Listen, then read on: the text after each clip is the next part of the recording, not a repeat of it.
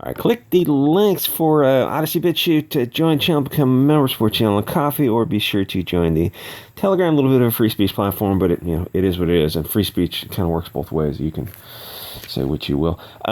So I feel like this is kind of one simple concept that a lot of SJWs who are in comics, or SJWs in general, don't understand this one simple concept. I saw a stream last night, pre-dog walk, where with Maddie Summers and Malin and a bunch of other people, and they were doing a stream. It was just like she was crushing a watermelon or something. It was just a silly nonsense stream, and it's again 350 people watching because they were just fun people talking about lighthearted stuff, just having fun on social media. Oh my God, what a sin! What a sin! There's a lot of people on the left who don't understand this simple concept. So this guy, he's got a YouTube channel, so I don't know who he is. He's talking about the Savage Dragon guy, Erik Larsen, and the EVS having this little back and forth. But this guy comes in, and I've seen this kind of comment fairly often where they think this is ownership about. He says, how is this guy an adult? Says the guy that chops up Star Wars action figures because he's mad on YouTube.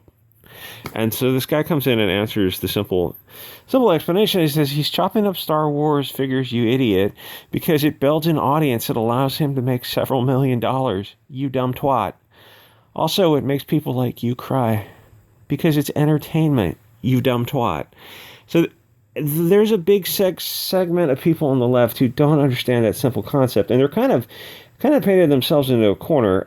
I saw some of these guys in this tweet thread where this one guy is kind of picking a fight with EVS. It's kind of a mild fight, and he's trying to promote his comic book, which is fair enough. You got to do anything you can to sell your comic book. And some other SJW comes on and goes, "Oh, you should come on my podcast. I've got an Anchor FM podcast talking about comics." I look at the guy's channel on Twitter. He's been on Twitter for years, and he's got like 300 followers on Twitter. And so, okay, so you have a podcast talking about comics. Are there even 3 people listening to your podcast on Anchor FM talking about comics? The only chance you have of pushing this stuff is YouTube, the visual medium. You have to use the tools available to you.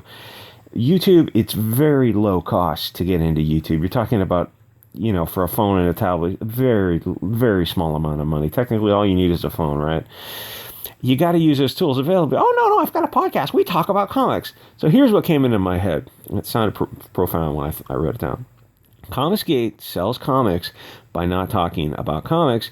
SJWs don't sell comics by talking about comics. There's a couple left-wing streams that I occasionally dip into for a few minutes. Word Balloon and Drink and Draw, the two that are coming to mind. Word Balloon, this guy, he's got like 5,000 subs on YouTube. Been on YouTube a few years. And no, I'm not. Obviously, I have a tiny, even smaller channel than that. The difference is, the guy knows what he's doing. He's legitimately got mic skills. He's got interview skills. He knows what he's doing. He's definitely a cut above like what someone like me is doing. But the issue is he gets the biggest names in comics to interview.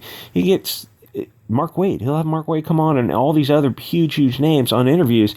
And there's like a dozen people in a live stream because they're talking about, it's like, yeah, they're talking about comics. Can you make comics interesting?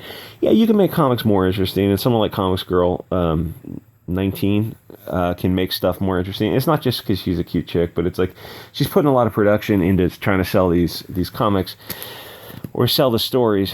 But, and the thing is, she's not quite so bound to political correctness because they have this imaginary hierarchy of like protected puppy privilege type of stuff, and so female is above people like Mark Waid and the Word Balloon type of guys.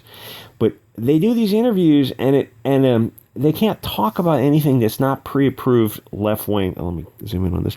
Pre-approved left-wing stuff. Even something, I remember when Star Wars 2015 came out, there was a pre-approved message on that where you had, if you're on the left, you had to support Star Wars. You had to vaguely support Star Wars, at least not come out against it, because it was I guess it had more POCs in the story, and it had a female, as the protagonist. So you couldn't come out and just bash it, because it would be you get this response of, oh, yikes, my guy, bad take, my guy, touch some grass, my guy. These are little subtle warnings that the left wing will do to other left wing people to get them back in the herd of the plantation. Because a lot of people on the left and right, to be fair, are reactionaries. Where if you see, but I will say, as somewhat of an outsider to the left and right, I look at that and I see more reactionaries in the left. Where if you have people going in the same direction, and the left will see that the right is going in the same direction as them for some issue, and there's a big section of them that will be reactionary and go, oh no, we can't accept money from these people to our charity because they have vaguely right-wing opinions, and they're vaguely not. I think that Ethan Ralph guy donated some money to some charity. It's stuff like that goes on. He goes, oh, you didn't pass the purity test. It's like, yeah, but in this one issue, we're in agreement. We can certainly work together to accomplish this altruistic goal, can't we? It's like, oh, no, we can't. So there's a big chunk of people on the left who saw like something like Star Wars 2015. I keep coming back to that because it kind of seems to be the thing that was kind of the linchpin to a lot of this kind of, oh my God, Lynch that's Istophobic. Google language will give you warnings when you use Google Documents if you're using like motherhood or landlord or something, because those words are problematic. Probably linchpin is probably problematic, or keystone or something. Where are they going with this? They if the right wing doesn't like Star Wars for whatever reason, and the left doesn't like Star Wars for different reasons, and you're on the left, you cannot publicly come out and not like Star Wars because the right doesn't like Star Wars. Even if you don't like it for different reasons, it's just not a safe position to be in. So if the left wing watched the stream with like John Malin and Mandy and a bunch of these other people in CG who were just having fun, and they're really smart, funny people. I mean, they're working these jokes in there. John Malin is he's got some comedic skills that I don't know if in the beginning he was kind of hiding his light a little bit, but he's actually got some pretty good comedic timing. So, but a lot of these people are in CG and they're doing stuff. It's not exactly politically incorrect, though some of it is, but it's not something like if left wing people, I go, hey, yeah, why don't you watch a bunch of these comicsgate streams with whoever the top dozen people are in CG who have got live streams with over 100 people in them. Watch those streams and see this kind of stuff they're talking about. And the left-wing people, these left-wing SJW kids would watch it and, they'd realize like, oh, we can't talk about any of this kind of stuff. It's just problematic. Or Mandy Summers crushing a watermelon between her legs. And you go, oh, so I don't know who the darling on the left is. Renfamous. You go, oh, would she do something like that?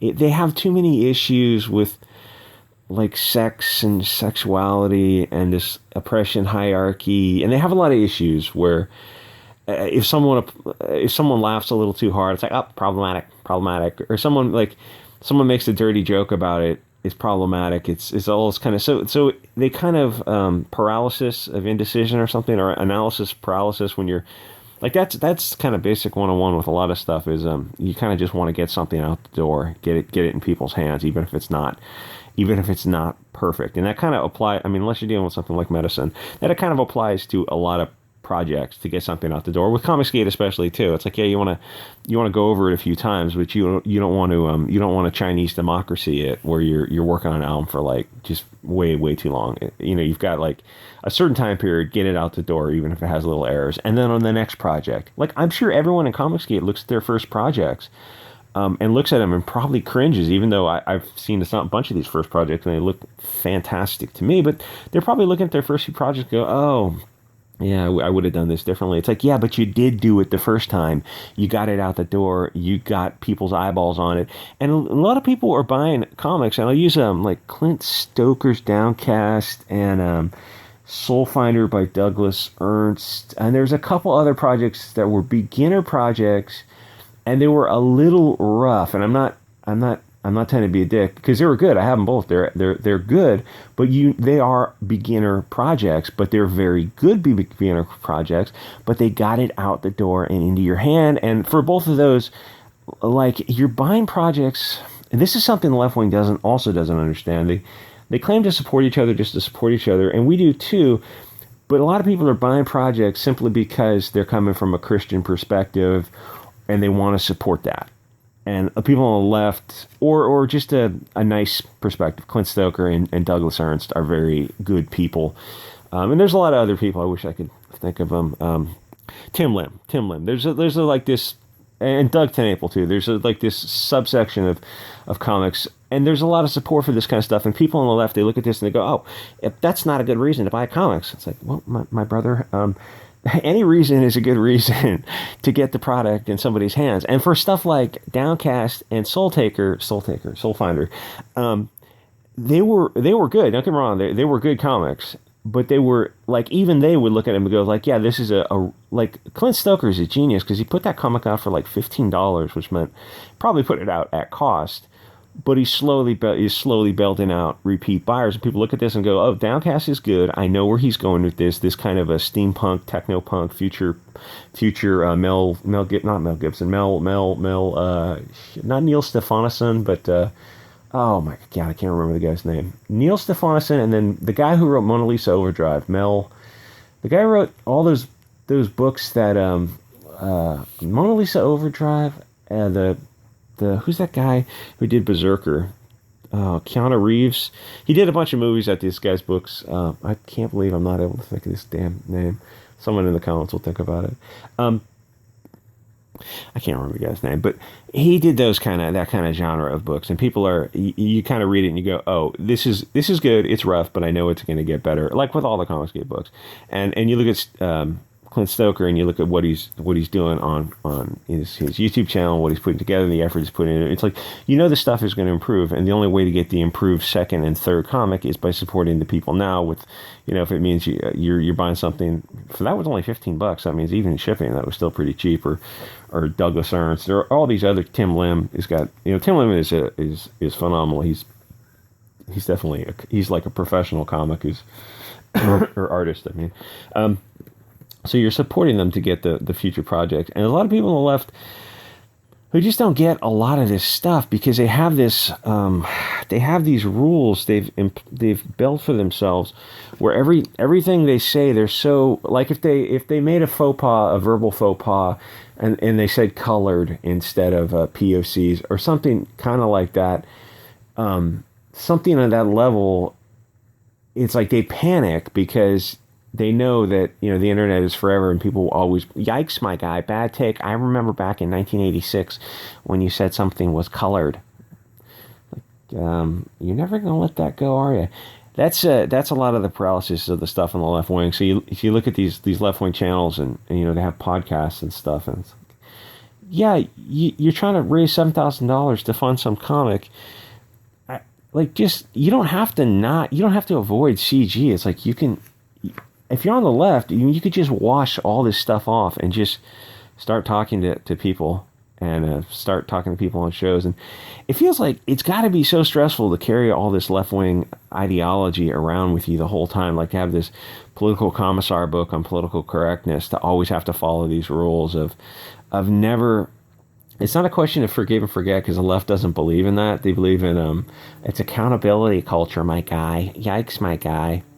Be better. I'm going to help you to be better. Like, I don't really want any of your help at all. Anyway, so what all started that was what a 13-minute intro. Erik Larsen made a tweet about a 2-year-old EVS tweet about a homage to a cover, and 2 years old is like from 2020. He's just bringing it up now. It's a little bit weird, and the reason he's bringing it up is because he's trying to virtue signal. Because he made a tweet, he made a long tweet thread about this, and he's talking about replacement of characters and how it's not working out, because obviously it's clearly not working out. They're chasing an audience that doesn't exist.